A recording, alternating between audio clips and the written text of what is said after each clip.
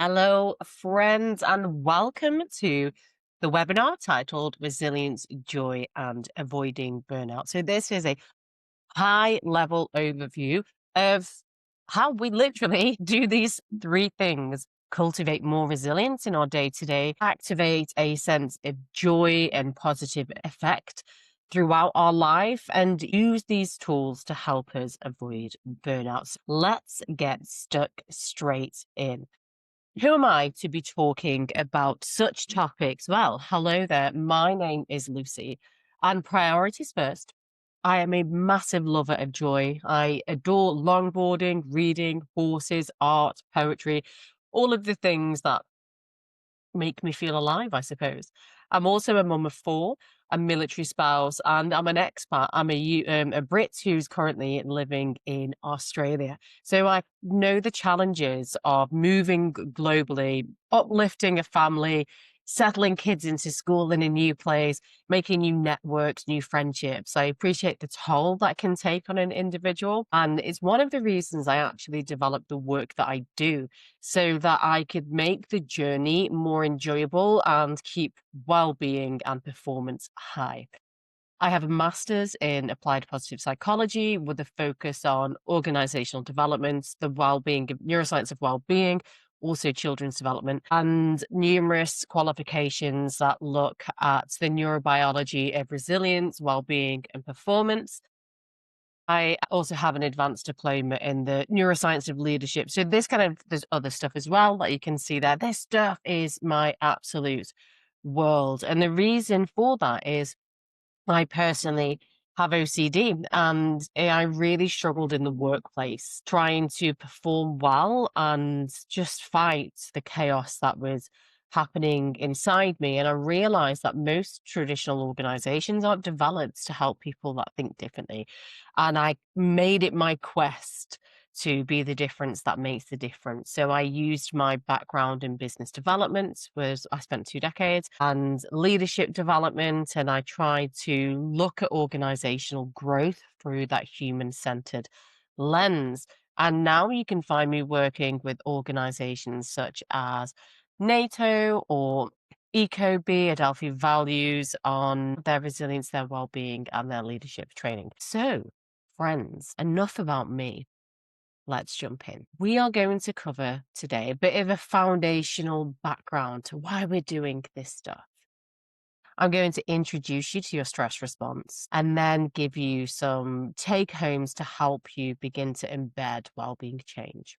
We'll look at the science of joy before finishing with those practical steps to help you reclaim yourself. Now, I would like you to think, before I dive into this slide, think about something today that's made you feel good. It doesn't have to be something magnificent and huge. It can be the tiniest little thing, because I want you to feel that in your body and allow yourself to recognize the wonder of micro moments of joy within your day. As we're going to expand on upon this hour session, those micro moments of reflection, of cultivated joy, and of allowing ourselves to be present in that actually has a massive effect on well-being, health outcomes, performance. So make sure you find magic in your day to day. Now, many people have this sense of burnout, overwhelm. There should be more to life than this. I'm disengaged in my work, in my job, and I'm just not sure what to do. Something's wrong with me, that I have all of this stuff potentially. I have the holidays and the cars and healthy, happy families and security. Oh man, I still don't feel great. Well, I'm here to tell you that it's not your fault. We are living in a symptoms thinking or an extractive culture. So neoliberal end stage capitalism, it's basically a system that has evolved in a way where we are continuously growing for the sake of growth. That's the measure that many Western countries have put on success: growth year on year. That could look at GDP, organizational growth, whatever that could be. It's relentless marching forward. So the extractive mindset has this thought of how much can we take? And now we'll realize that we need to add on at the end before the system breaks. So within this lifestyle, we are always on is the default. We've got to be hustling, we've got to be moving, we've got to be doing. So hustle, self-sacrifice, and hyper-independence are celebrated. This is what the exceptional leaders do. We measure success by output instead of sustainability. We look at stress and we frame it as personal weakness instead of a response to an unhealthy environment. We blame the individual. I'm not resilient enough. We feel as though everybody should be able to be all things to themselves, to others, and to organizations. We then, because we're hustling, we've got to get things going, we fixate on quick fixes. So when we feel unwell, we look at the symptom and we try and address that. So we use our apps and gyms and mindfulness and lunches and all of those things to feel better. And by the way, all of those are exceptional things to help us feel better. And I actively encourage us to bring and build these things into our day to day. Yet, if you have tried all of those things and you still don't feel exceptionally well, it's because that's still working at the level of symptoms. And we're not actually exploring the systems which are set up and kind of work against nature. We'll get to that as we go through. So we also ignore underlying systems and structures which keep us behaving in a certain way. So this hyper individualistic, always on culture is a default response to having to chase growth for growth's sake, maximizing stakeholder value, or making sure GDP is growing year on year. This means we are reactive because we're so busy hitting the deadlines, KPIs, our targets, that we think, I'm going to look after myself, I'm going to sort out everything after. When this project is complete, when this bit of work is complete.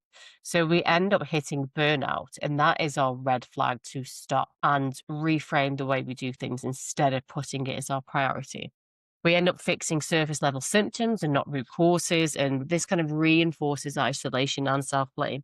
So, whilst there are many benefits of this neoliberal culture that many of us live in, it is also systemically making us sick, and then we are blaming ourselves for not feeling exceptional. So, extractive, just think it wants resources, and these resources are your time, your energy, the natural world, water, land, like resources, consume, consume, consume, consume until the systems collapse. There's another way of thinking about this, and this is systems thinking, or how do we cultivate a regenerative culture? So, regenerative mindset says, okay, how do we create conditions for sustained thriving? Instead of looking at growth at all costs, where there's always going to be this peak and then a collapse, there's a real payout. With regenerative thinking, we are looking systems level. What's not working? What is? What will allow growth as a byproduct of thriving? Okay. Now, when we explore this further, we'll see that when we are thriving and performing in line with the rhythms of the human body, then the natural byproduct of being well is increased productivity, performance, and outcomes. So it's the more logical way to actually look at well-being, all of those things. So with systems thinking, we believe that rest and recovery are essential parts of the cycle. Success is measured by sustainability, not exhaustion. We ask, why is this bit happening instead of how do we fix it? Behavior is seen as a response to context and not character. We focus on patterns, environments, and feedback loops. We intervene at the system level, culture, policies, and leadership, and we design proactively, not reactively. We build shared responsibility for well-being, and we prioritize community, connection, and long-term performance. And this helps us develop brain-friendly spaces. So what I have just suggested with our systems thinking truly is a way that works in synergy with the nervous system, with the natural world. And it tries to create a circular process where we are renewing the planet, ourselves, and then in turn, our organizations. Because a productive and regenerative organization means we have happy people. And if we have happy people, we have happy families. And if we have happy families, we have happy communities. So that's what we're aiming for. I had this here because I want you constantly to be thinking, one, this it's not my fault that life feels chaotic. It's not. But we can change the systems. And when we begin working in a brain friendly way and a nervous system friendly way, then we realize that to be really strategic, to perform like high performance and to be well, means that we have got to change the way we show up in the world and the way we approach our work, because the systems that we are currently in are inadvertently designed to go against everything that makes us well and high performing. I'm going to go explore some of that now. Now, some brain basics for you. Helpful, foundational, we can build upon this knowledge. So, first and foremost, your brain is lazy, my friend. It is so very lazy. You have been designed to use the minimal amount of effort and energy, should I say, to get through your day, stay alive, and reproduce. Now, your brain is 2%. Like if we look at the weight and the size of it, it's 2% of your like body mass. So it's really, really small. And it helps us predict the future. It helps us plan. It helps us create beautiful things. It does, it runs our organs. And all of this incredible stuff is happening from this tiny part of our brain. And for something so small, it takes a huge amount of energy to keep it functioning. So the brain uses 20% of our glucose just to function. And it doesn't have its own energy stored within itself like our muscles do. So this glucose has to come and this energy has to come from what we consume within a day. Therefore, to function at a basic level, 20% of your calorific intake, that glucose is just on systems working at a base level. When you begin to learn something new, or you have novel experiences, or you're having to respond to stuff, that consumption can surge up to 50%. Incredible. And what this means is that we are going to automate as much as we can to keep consumption low, because our prehistoric bodies and brains don't know when the next bit of food is going to come in. So we automate whatever we can. And this looks like when we first learn, imagine a toddler and a growing child, they need so much to keep going. And when they are learning new things, it's clunky and it takes a long time to develop a new skill. But once it has been developed, walking, turning a door handle, whatever it could be, it becomes banked and it's embedded. It becomes a habitual process potentially. Imagine yourself when you first learned to drive, for those of you who drive a manual, and it was like mirror, signal, maneuver, like bunny hopping, all of that kind of stuff, stalling it, embarrassment, really clunky, exhausting, very tiring as you're trying to figure stuff out. Because it's novel and it's new, and your brain and your nervous system and your body are having to do lots of hard work. And then one day you get into the car and it's clicked and you can get yourself from the top of the country to the bottom of the country. And you're like, how did I even get here? No clue.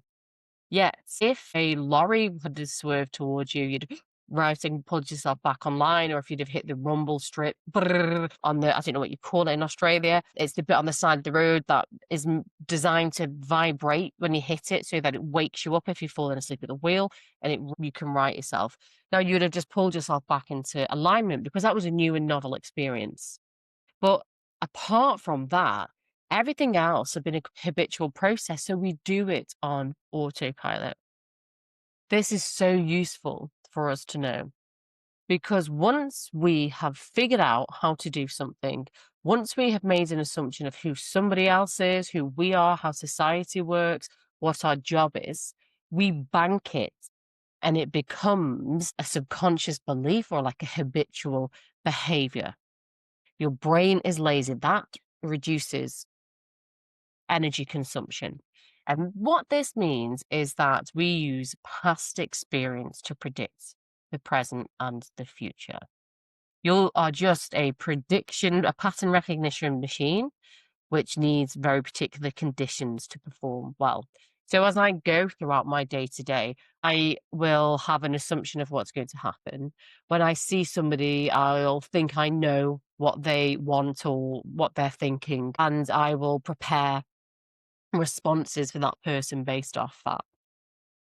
So many of us are actually living our days on repeats, like Groundhog Day, because it saves energy. Our job is to wake up and recognize that this preservation, energy conservation process that we are kind of built to fall into is keeping us alive, yes, but also it is stopping us from growing. It means that we believe the systems that we are in are for us and that things will never change. It will carry on as is, or somebody else needs to come and save us. Yet, we have the capacity to change our brain, to rewire, repattern our nervous system until the day that we die. So we can change our outcomes. Now, these brain basics are going to be built on throughout the day. What this also means is when I'm asking you to try new things, do it slowly in small incremental steps, because that allows us to have a sense of comfort within this, and we slowly retrain our brain to do things and see the world differently in a way that is in line with how the brain functions, how it conserves energy, all of that kind of stuff. We don't have to constantly be trying to change everything all at once, which is exhausting. Okay, now I want to show you and introduce you to the stress cycle. This is so important that we have it as a foundational knowledge, because we are designed and wired to move away from perceived threats and move towards perceived pleasure. Because threats kill us and we need to stay alive. Our nervous system wants us to reproduce, our brain does. And pleasure, that's God, that's food, that's everything that feels good in life, base level. It is linked to keeping us alive long term or procreation. And therefore, there's pleasure, survival is for the now. We've got to stay alive so we can have the good stuff. I love food, I love relationships, all of that kind of a stuff. Now, when we understand how our stress response works, it really helps us to understand why the current systems that we are in are not very helpful. Stress, most of us have been taught that this is awful, we should avoid it at all costs, so on and so forth. Stress is actually a good thing.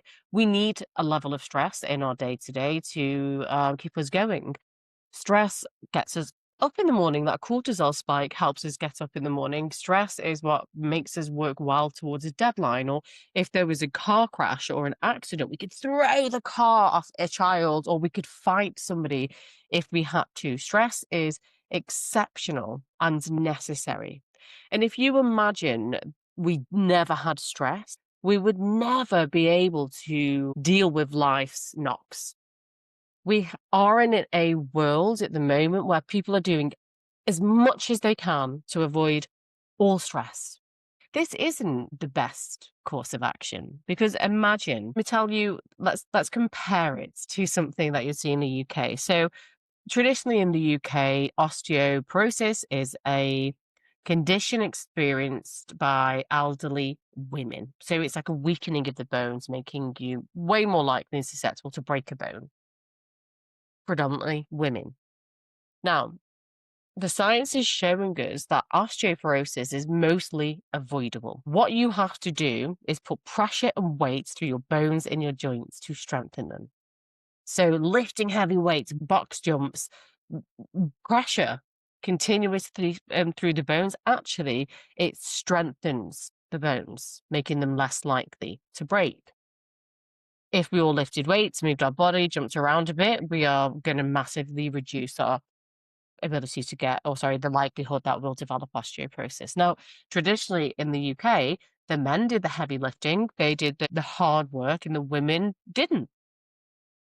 Therefore, men were much less inclined to develop it, and women, so many. It just actually became just something that happens to women. Now we're changing that narrative, but stress is the same. We have to experience stress to help us kind of strengthen our resilience zone. It's only through hitting a stressful point in our life, using regulation skills, using insights, reframes, different techniques, that allows us to actually tolerate stress much easier. What we find is unregulated stress is extremely damaging. We are designed to have a perceived stress event, recover. Stress event, recover. Stress event, recover. The recovery is what is critical. The body needs time to be able to, they call it down regulate, turn off those stress responses and allow the body to heal from what it's just experienced. Yet we live in a world that does not allow or prioritize recovery. So the majority of us are surrounded by 24-hour news. We're looking at the awful things that are happening around the world, and we're not actually designed to know so much. We have phones in tech that is giving us digital dementia, that it has been created to manipulate our dopamine systems. All of this type of stuff is inherently keeping us on. So imagine we've got this stress tap, which is meant to open when there's a perceived threat. And then when that threat is passed, close, open, close. What we find is that that tap is always left open and it's just dripping continuously. So we're having this cascade of stress response, of hormones and chemicals that are damaging and degrading our systems. Now, don't think, oh my God, Lucy, this is awful, because there is so much we can do to take the power back and to be able to recognize our stress, close that tap and open it ourselves. But we must remember that stress makes us stupid. And this is what I want to explain to you at the moment. So imagine you have got something called a negativity bias. You are wired to notice negative stimuli in your environment because that keeps you alive. Therefore, your brain is continuously scanning 24 hours a day for perceived threats. It's below our awareness. Our nervous system is looking at environments for novel and new experience and thinking, oh, is this danger? This is why, remember that we use past experience and all of that kind of stuff. This is why once we have got used to something, it's normal. And so we bank it as, oh, that's okay. This is why we can sleep through babies crying or dogs barking or helicopters going over our head. But it's 3 a.m. and a leaf just blows off a tree and touches the bedroom window. And you're straight awake. My goodness, what was that? What just happened? Because that was novel. So this 24-hour scanning for perceived threat was that I don't know what that is. Quickly, you must prepare to protect yourself. And so this triggers a kind of a cascade of responses within your brain and your nervous system. My friend, Layla, and I, both Brits, both in Australia, and both a little bit scared of the wildlife. One day we are walking down the street and there is a snake. We both just go, leap out of the way, petrified, only to, when we're at a safe distance, look back and recognize that, oh, not a snake, it's a stick. Oh my goodness, what a fool we are. Now, that sounds ridiculous, but it is literally our brain creating a stress response which is beautifully designed to keep us alive. So as we're scanning for perceived threat, my subconscious is like, oh, there's a snake, potentially. I remember that they're dangerous. Quickly, we better act. So it pushes us into emotion, to an emotional response. So I jump out of the way, high energy. And what's happened, and I jump out of the way, because I've been put into an emotional state. And when I am at a safe distance, I am logically able to critically assess that situation.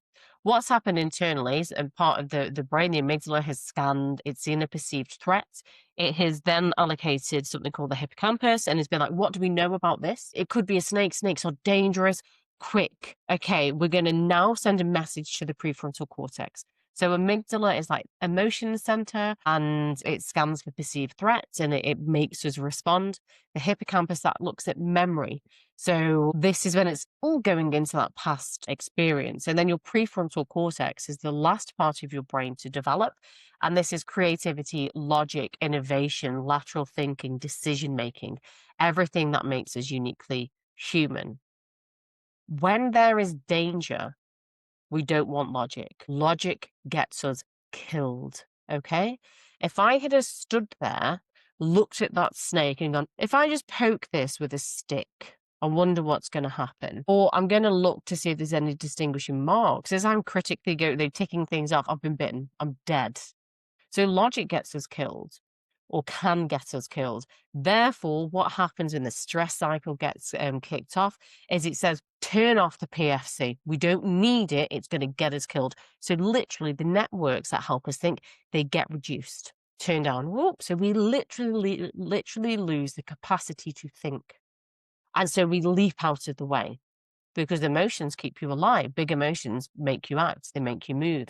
So we get stuck in emotions and we get moved away from logic. You might be the type of person that runs your mouth off. You get really angry and then you say things you shouldn't say. And then half an hour later, you're like, oh my God, I shouldn't have said it. I should apologize, but I'm not apologizing. No way. Or you might be more like me and you're in the shower and you're washing your hair and you're like, next time I'm going to say this and this and this and this. And I'm not going to listen to John again when he speaks to me like that. And you know, the next time it happens, you're going to be mute. The reason why, on reflection, you know the right comeback or you recognize you shouldn't have responded as you did is because your thinking has been turned back on. In that moment of high stress, those networks had been reduced, the thinking networks, and so you had lashed out or you'd gone mute, you'd gone to a freeze response. And then when you know that there is safety, when your body senses safety, those networks are turned back on, and then you can critically assess the situation and go, stress keeps you stupid. So when we are continuously in stressful environments with no recovery, those networks are never fully firing optimally. If you want to make great decisions and be a high performer or have a sense of well-being, you must prioritize well-being so you can avoid burnout. And you think, what the chuff is it anyway? So burnout, more than feeling tired, it's chronic stress that leads to physical and emotional exhaustion, cynicism, detachment, and feelings of ineffectiveness. You know, those are the three dimensions we would expect to see. And it's a process, not an event. So it develops really gradually. And by the time you're reaching for that third coffee before noon, the problem has likely been brewing for months and months. It's a slow burn until one day you can't function anymore. And what tends to happen is our brain likes to keep us fixed in a problem. So we are like, oh my goodness, I'm going to recover at the weekend or I'm going to recover on the holidays. I'll just get through this now. And then we get to the weekend and we get to the holidays and we're exhausted, aren't we? We get sick, whatever it could be. And that's because we have ridden that stress high for too long that it's begun to degrade our well-being. For us, we want to prioritize putting the well-being and the recovery into the day-to-day because that will actually act as a buffer to keep us performing at a high level for a long time. So the well-being must come first. And we can look at this in terms of your resilience zone. So this is your nervous system, effectively. And we can see here that there is this wave-like effect as we ramp up.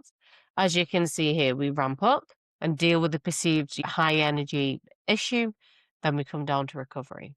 We ramp up and then we drop back down for recovery. And we are designed to do this. We are designed to be okay mad, okay sad, okay angry, okay irritated, all of those things. We're designed to recover afterwards to allow us to have that next high energy.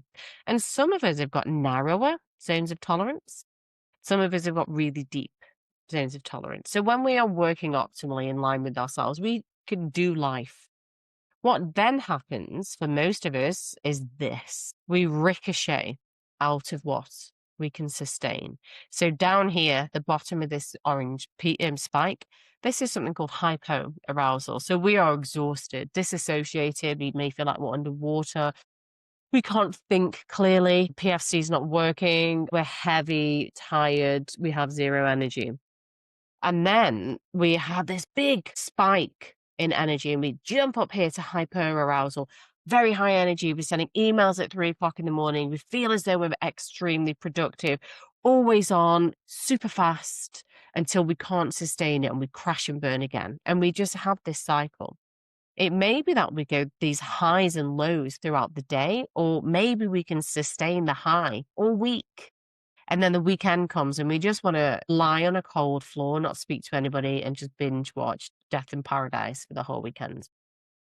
This is a sign that we're knackered and we're dysregulated. Now, we are designed to get knocked out of our zone every now and again. Usually we would see this if there has been a traumatic event, there's a death, we're moving house, something major is impacting us. But we should, after a recovery period, come back into what we can tolerate. But most of us are just freewheeling on this cycle. So I want you to prioritize your well-being, because resilience is not about gritting through something. It's not about mental toughness and just soldiering on. Resilience is about being able to adapt to life and circumstance and what's happening to us. And sometimes that means stopping completely so that we can recover.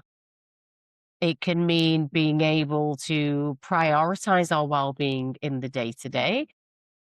And it's definitely something that we can cultivate and grow. I think I said at the beginning I had OCD or have OCD, and there were points in my life where I wasn't able to leave the house, pick up my children, drink water or any fluids, eat food in case it had been contaminated. I was extremely unwell. So my resilience was very low. I was very reactive. Yet, by learning to work in line with my body and to recognize patterns and reframe beliefs, I now have a very wide zone of tolerance and I can navigate life very well. I can fly around the world on my own. I can deliver big presentations. I can feel when I'm going over the hill and I can look after myself. And this means that I am way more productive than I have ever been. So we can definitely learn to be more resilient. Here is one way that we can do that. And this is called the boat and water level. So imagine, I wish I wanted to draw some arrows on this and I didn't. I'm so sorry. But we'll try with this pen. So imagine here that we've got some down arrows. I'll draw them on. This is you and your boat just sailing over the seas, and your mission is not to crash into these rocks below the water. You're navigating life as best as you can. You want the water level to stay up off the rocks. And that is your job, because these down arrows are life. This is the stresses of being a parent, of carrying the mental and the emotional load, of unrealistic expectations on yourself, lack of connection and community, whatever it could be. All of these down arrows, they're actually pushing your water level down, pushing you closer to the rocks, to crashing. Your job is to think of things that keep your water level high, that bolster your well-being. And this could be things such as exercise. This could be things such as making sure you prioritize community and connection with people that make you feel good, meditation, slowness, looking at your scheduling, and is this brain friendly? Making sure there's lots of recovery, lots of rest. Can you remove any of the down arrows as well? If you recognize a huge down arrow is a really bad relationship, can you get rid of the relationship? Or the fact that you're working 80 hours a week, what can you use AI to help you reduce that load? Your job is to map out what is pushing the water down and then prioritize what is pushing it up. So some of us will have no up arrows.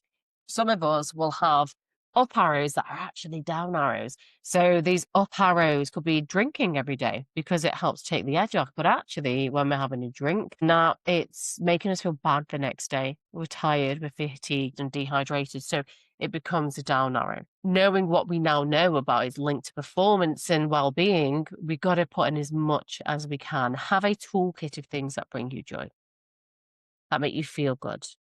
Play with this. And for those of you that are family and have families, well, we all have like a network. And we think, I'm too busy, I can't, I've got to serve this person, this person, this person. Well, remember that we model behavior. So if we want our children, family, and networks to prioritize and look after themselves, they are not going to do it if we tell them to do it and then do it ourselves. So we have to model the behavior that we want to see in others, prioritizing being well. Now, we've got some further tips for managing the stress that we can throw in here to help us widen our zone. There we go. So let's have a look at what we've got. Go to it. Breath work is very useful. So meditation, there are many apps for this, but that helps us to access the recovery part of the nervous system. You've got things like progressive muscle relaxation. When we push into a wall, that helps us to complete our stress cycle for really high energy stress. Things like drinking cold water and putting our wrists under cold water help us stimulate a part of the nervous system that allows us to recover.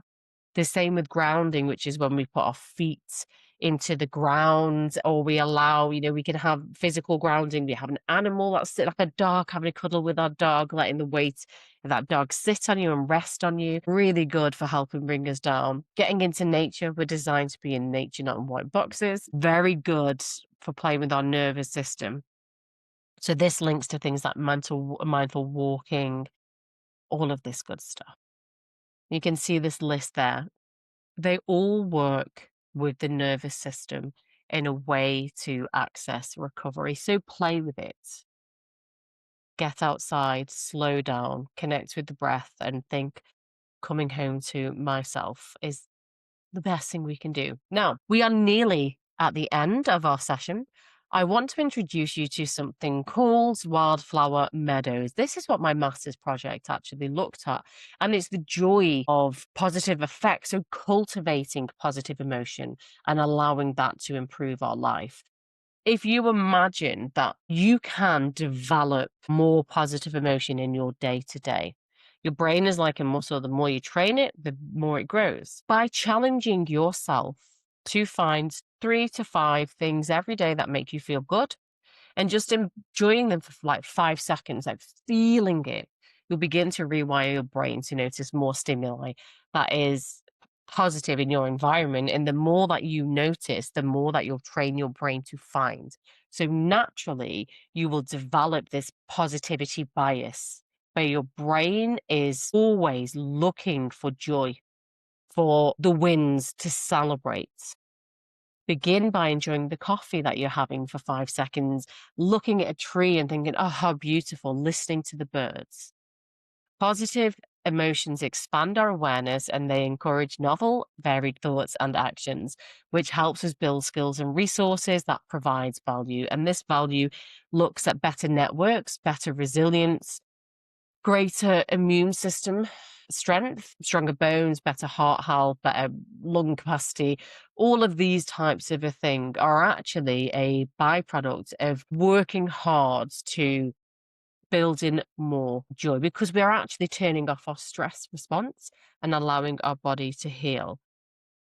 Joy is like a buffer. Regularly experiencing positive emotion creates those psychological reserves that helps us cope when difficulties arise. It's amazing. It really is. And it's not Pollyanna thinking. It's not saying everything's going to be okay. I just think it and it's going to work. It's recognizing today's a crappy day and I'm not happy with it. Yet I'm going to challenge myself to find a few micro moments of joy as much as, the car's broken down, but I'm walking home and that's a really beautiful building that I get to see.